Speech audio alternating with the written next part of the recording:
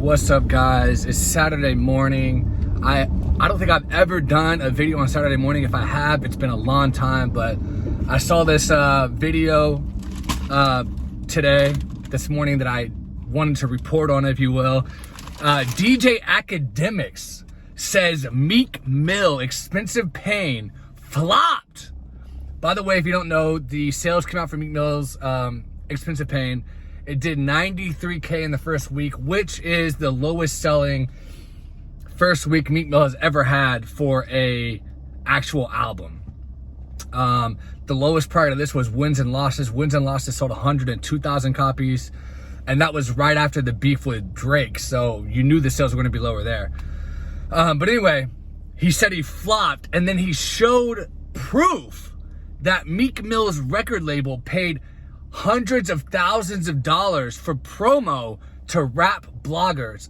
He showed Say Cheese, he showed The Shade Room, and a couple others I had never heard of. I can't remember the names. But he was like, you want to know how you know that this is a paid post on Instagram from Say Cheese? And he clicked on the post, and then Sean Cotton typed in the little, the comment section. He goes, best album out right now. They're saying it's gonna go #1. And then AK goes, what chart is he talking about? It's gonna go #1. Tell me what chart. He ain't even going #1 on the rap charts. And sure enough, he's not, because #1 on the pop charts, on the overall charts, is Taylor Swift. And then #2 is Drake with 111,000 copies, which makes him #1 on the rap charts. So he's like, what the fuck? What #1 is he going on? What the fuck is Sean Cotton talking about? So AK absolutely destroyed Meek Mill, made him look like a fool. And honestly, Meek Mill brought this on himself. He starts these beefs, which I mentioned in my video I did about Meek Mill. Got a lot of hate on it, but it is what it is. And I was having a conversation with my boy Zach last night, and he was like, and listen, when I met this dude, I met Zach in 2014, and he told me when I met him that Dream Chasers 2 was one of his favorite albums, even though it was a mixtape, one of his favorite albums of all time. He was raving about it to me, and I was like, I don't understand what you're talking about. I don't think it's that great. So he brings it up last night. He goes, man, I tried to listen to Dream Chasers 2 again, like yesterday.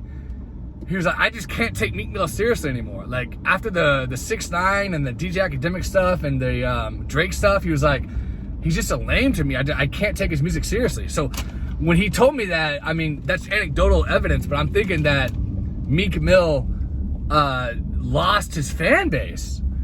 93K? Listen, that's not a horrible sales week. I'm not going to sit here and say that, it's one of the biggest flops of the year or anything. It's still a pretty good sales week.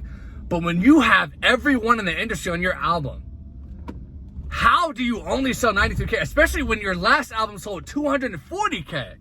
That is a decline of, what, 60, 70%? That's terrible.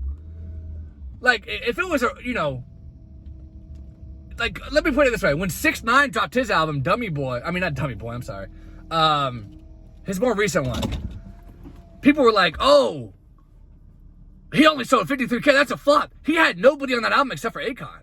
Everyone else on that album, the features he had were unknown people. And he still sold 53K. That's only 40K less than Meek Mill sold, with a budget that was maybe a 10th of what Meek Mill sold. He had less well-known producers, no big features.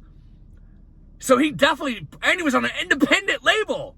6ix9ine was independent, and he sold 53K. Meek Mill's on one of the biggest record labels in the world, Atlantic Records, Maybach Music, with Rick Ross, with everyone on his album, huge producers, and you only sold 93K.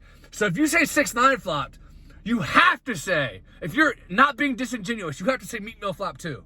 You can't say that one flopped without the other flopping. Sorry. So, I agree with DJ Akademiks. It's not a good look for Meek Mill. It is what it is. I'm not a fanboy. I call balls and strikes like an umpire in baseball. You know what I mean? And this was a strikeout. He struck out. Label pumped hundreds of thousands into the marketing. Who knows how much they spent on the creation of the album, on the guest features, on everything else. This is going to be one of the write-offs for the record label, I think. I mean, they might break even, I don't know, but yeah, it's a flop. So go watch the DJ Akademiks video. Look at him on YouTube when he talks about Meek Mill flopping. It's really funny, actually. And talk to you guys later.